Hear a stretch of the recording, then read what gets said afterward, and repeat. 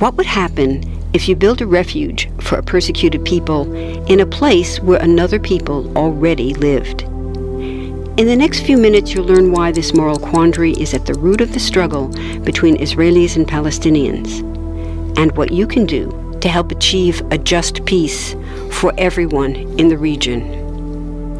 First, there are a couple of things it's helpful to understand. One, many Jews fled harsh persecution in anti-Semitic Europe, especially the Nazi Holocaust.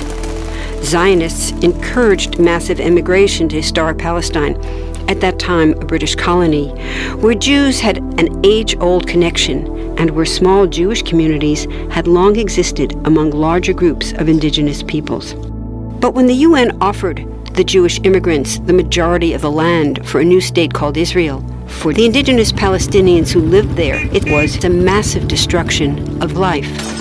They rejected the UN's partition plan, and several Arab states invaded the new state of Israel. Israeli forces essentially erased over 400 Palestinian villages and towns. By the end of the fighting, Israel controlled 78% of historic Palestine. And when 750,000 Palestinians who fled or were expelled during fighting tried to return to their homes where the new state now stood, they were permanently barred by the Israeli government. While over 100,000 of their relatives and neighbors who hadn't left became second-class citizens of the new state, along with the new Jewish majority. Today, Palestinian refugees and their descendants number in the millions. Most are in the Gaza Strip, the West Bank, and Jordan. Many are spread throughout the world, with millions still living in refugee camps, seeking to return to their homeland.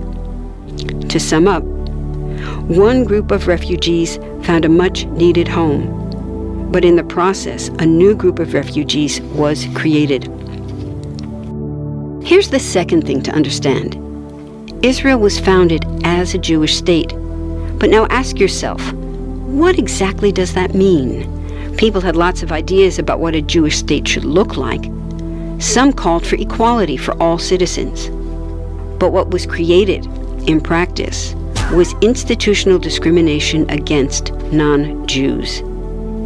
In other words, Israel ended up being built on a blueprint of exclusion. The Israeli government wants maximum land and resources for Jews, but not the Palestinians living there.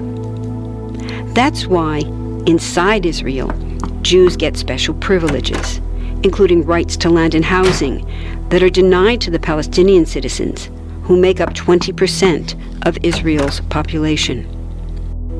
That's also part of why Israel has never defined its borders.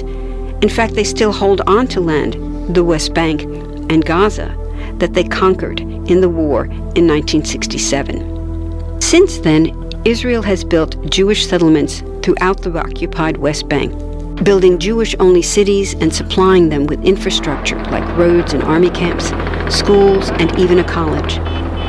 Military occupations are meant to be temporary, but after 40-plus years, this one looks permanent and entirely unjust. In the West Bank, Israeli Jewish settlers and Palestinians live on the same land, but must live under two completely separate and unequal systems of Israeli law.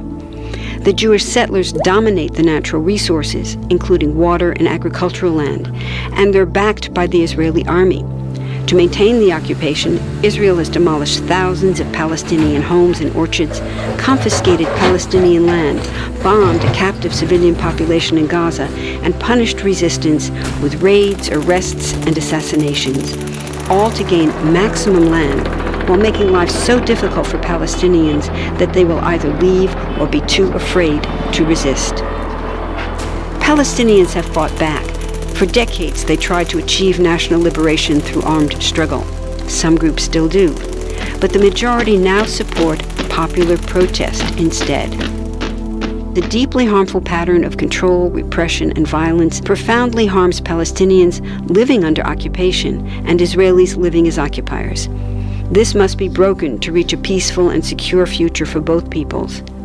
Now that you understand the problem, what about the solution? What about peace talks? So far, over 2 decades of U.S.-backed peace talks have actually made things worse by helping Israel continue the occupation.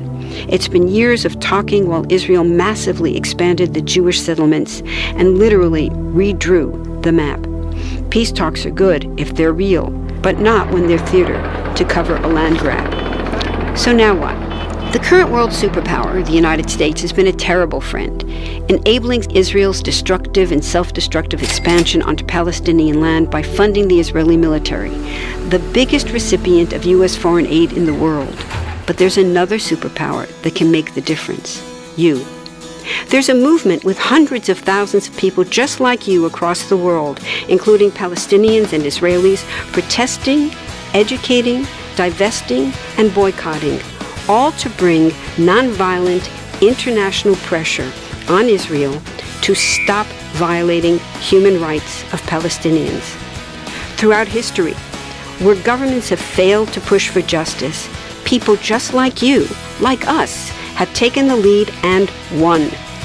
Now it's the Palestinians' turn for freedom and justice.